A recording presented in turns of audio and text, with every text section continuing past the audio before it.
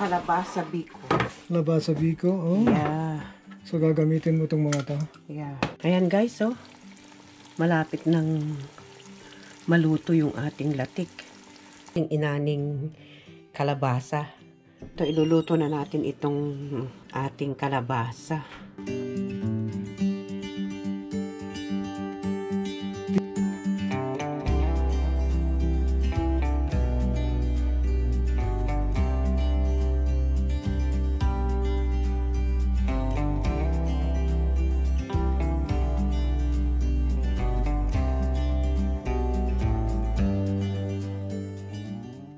Lab, anong ginagawa mo dyan? Ay, nililinis ko itong mga bulaklak. Oo nga, ano na naman. Kasi pag hindi sila nalinis, maraming nahuhulog na mga dahon. Alright. Linisin din. Ito yung kan mo ha, yung ginger lemongrass. Ha? Ito, just put it here. And this is mine. Yeah guys, ito palagi kaming gumagawa na ng tea.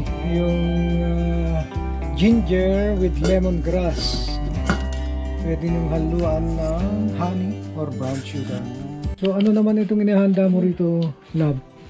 Nagawa tayo ng kalabasa biko. Kalabasa biko, oh. Yeah. So gagamitin mo itong mga to? Yeah. Coconut milk. Okay, so dito mo ilalagay. Yeah. So ilan ang gagamitin mo? Apat? Apat. Gagawa muna tayo ng latik. Latik. Parang nanigas na. Yung ano, nagbubuo itong... Bubo. Nandito kasi kami sa malamig na lugar. Kaya wala kaming niyog na ibinuway mga paninda. Hindi pa ako nakakagawa ng kudkuran. Okay. Open it? Open. Yeah. Alright. So pakukulan mo yan, ano? Yeah. Hanggang sa magbuo yung latik. Kasi yung kukunin natin latik and then yung oil, yun din ang pagluluto natin sa malagkit. So guys, habang ginagawa natin yung latik, hinahayaan ko lang na pakuluin yun. And then, eto, gagawin ko naman itong mga bulaklak, lilinisan. Para maging healthy rin sila. Ayan guys, anthurium ito. Diligan natin. Ayan, nadiligan guys. Then, sukilin. We have to aerate. Aerate ba ang tawag doon? Sukilin natin para pumasok din yung tubig sa loob. 15 minutes later. Ito na rin guys yung aking niluluto na latik.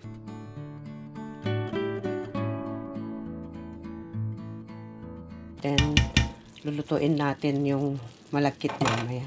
Ayan guys, yung ating nakolektang mga tuyong dahon sa ating mga halaman. Ayan na guys, yung ating nalinis na geranium. Natanggal yung mga tuyong dahon at mga tuyong bulaklak guys. Ayan. Nalinis na. Ito yung mga December cactus na tuyo na yung mga bulaklak nila. At ayan yung mga orchids natin. May mga umuusbong na mga bulaklak guys. Ayan. Few moments later. Ayan guys, oh. Malapit nang maluto yung ating latik. Nag-oil na. You see guys. Ayan. Nag-form na yung ating latik. Ayan guys, ngayon naman lulutuin natin. We will cook the sweet rice, the glutinous rice. We will cook now. Okay. And let's see the latik. Ito na guys, oh. Malapit nang maluto. Ayan guys, oh. Ito pa yung ating inaning kalabasa. Yung mga tanim namin, meron pang natitira. Ayan. Kaya yan, ito gamitin ko sa ating kalabasa biko. Ayan, gagamitin ko yung iba. Siguro itong malaki, saka itong isang maliit. More moments later. Ayan guys, naluto na yung ating latik. Ito naman yung ating malagkit. Niluluto ko pa. Ayan guys, ito iluluto na natin itong ating kalabasa. Pakukuluan na natin. Few moments later. Ayan na guys, naluto na itong ating kalabasa. Imamas natin. Imas natin guys para ihalo sa ating malagkit mamaya. Gagawing biko kalabasa.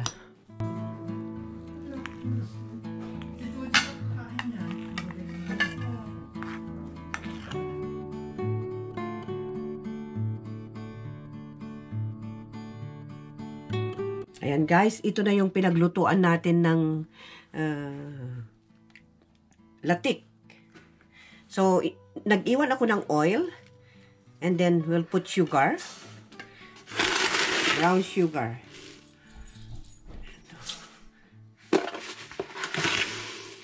3 cups guys ang ilalagay natin kasi 7 cups yung ating malagkit.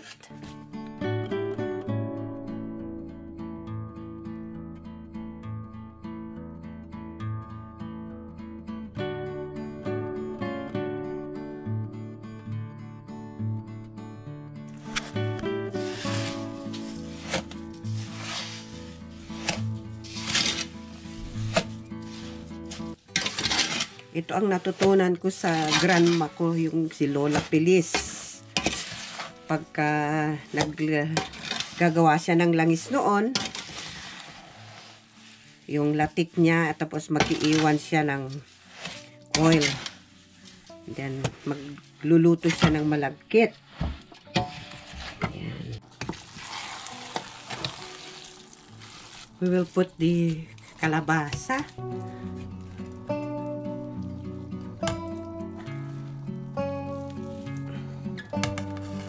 Malagkit din ito guys, oh.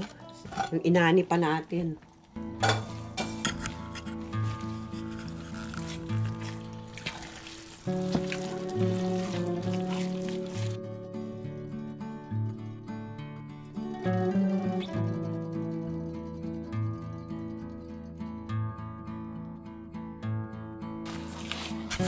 We'll put all the kalabasa.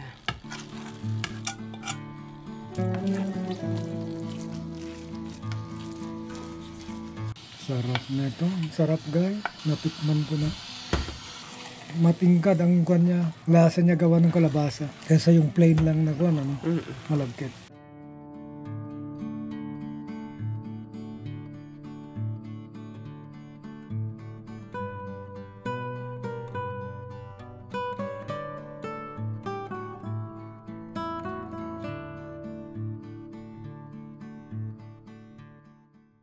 Sarap guys, ang sarap, sarap. Super. Yan guys, lalagyan na natin ng latik. Ayan.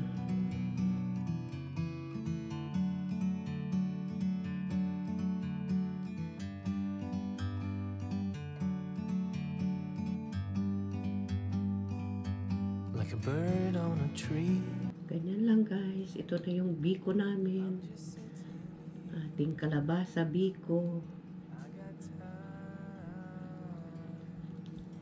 Gumawa na ako kasi nito dati guys. Last month I think.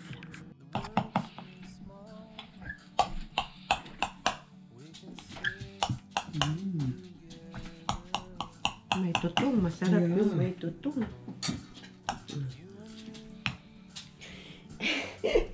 You're there again? Guys, naluto na ni Labitong ko, no? Bikong Kalabasa. Napakasarap nito guys. Tingin. Okay, let's eat. Let's pray first. Father, we thank you for your goodness and for your faithfulness. We thank you for your continuous guidance unto us for the whole day. We thank you for all the blessings that you're continuously giving unto us, oh God. Hallelujah. We even thank you for this food that we have to partake. Bless and cleanse this food so that it will give nourishment to our body. We thank you, Lord. We praise you and we glorify you. In Jesus' name, amen and amen. Hindi ako nagluto guys ng ulam namin. Ito ulam pa namin. kahapon. Okay lang. Yeah. Kasi nagluto ako ng biko eh.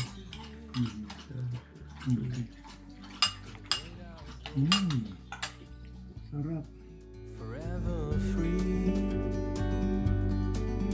You and me. Meant to be. In the great outdoors. Forever free. Kain tayo guys, ha? Ang sarap-sarap ng pagkain namin. Ay, ikaw naman, nandito ka na naman. No, eat your food.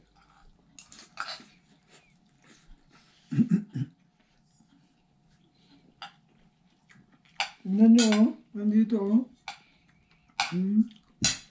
Look at Choji, oh.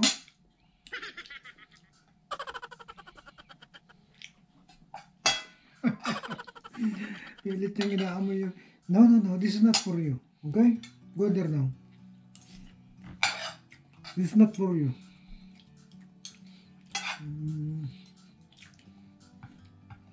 No. Nagawan siya sa amoy. Masarap na yung adobo guys dahil kahapon pa ito. Yung lasa. Mas matingkad.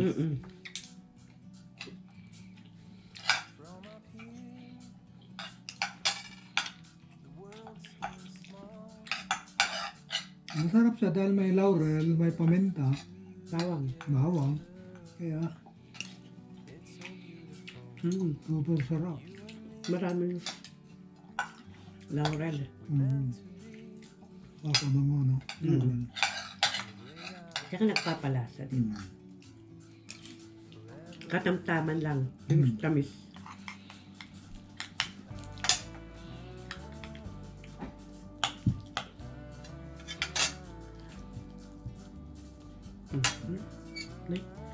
Sarap.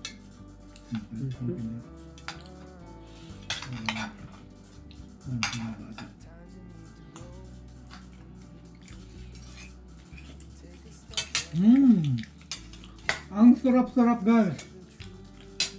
Iba ang lasa niya. Yeah, yung Mas masarap kasi yung bikong kanin lang. yung ano ba ito, yung kalabasa. Yung kalabasa kasi. Parang naging smooth. Ito ka, malasahan mo talaga yung pahid ng lasa ng kalabasa talaga sa dila mo. Ang sarap. You know? Yes, ang sarap. You and me. Meant to be.